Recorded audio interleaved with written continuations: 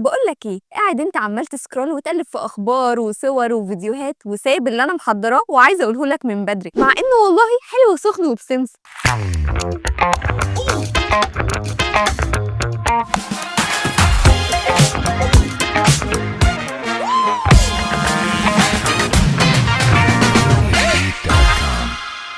مبدئيا كده، جبت هديه الفالنتاين ولا لسه؟ اسمع مني بس، انا بلحقك قبل ما يتنكد عليك، وقبل ما تقولي ما انا جبت من شهرين في الفالنتاين المصري، هقول لك لا يا معلم، لازم تجيب تاني والا هتتحط في قائمه الريد فلاجز. وبعدين تعالى هنا، ايه الفالنتاين المصري ده اصلا؟ مفيش حاجه اسمها كده، عشان ببساطه يا سيدي اسمه عيد الحب المصري، وانا النهارده جايه اقول لك ايه الفرق ما بين عيد الحب المصري والفالنتاين.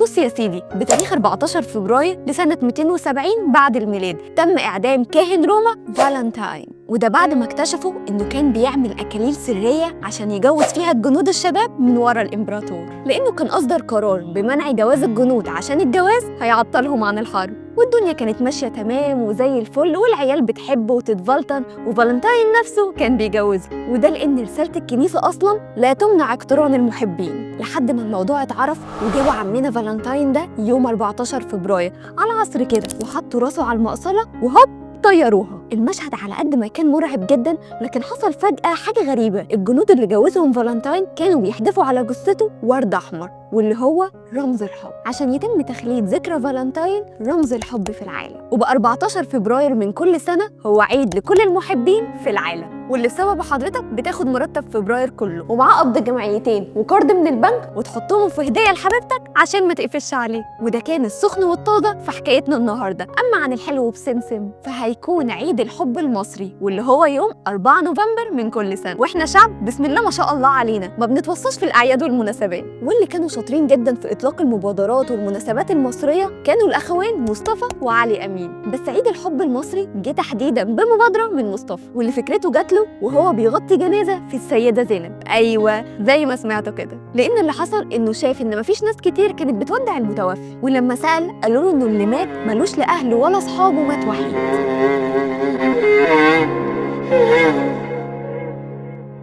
فرجع على مكتبه في الأخبار وقرر إنه يعمل يوم للحب في مصر، بس ما يكونش للمحبين والعشاق بس زي الفالنتاين، لا ده يكون لكل الناس.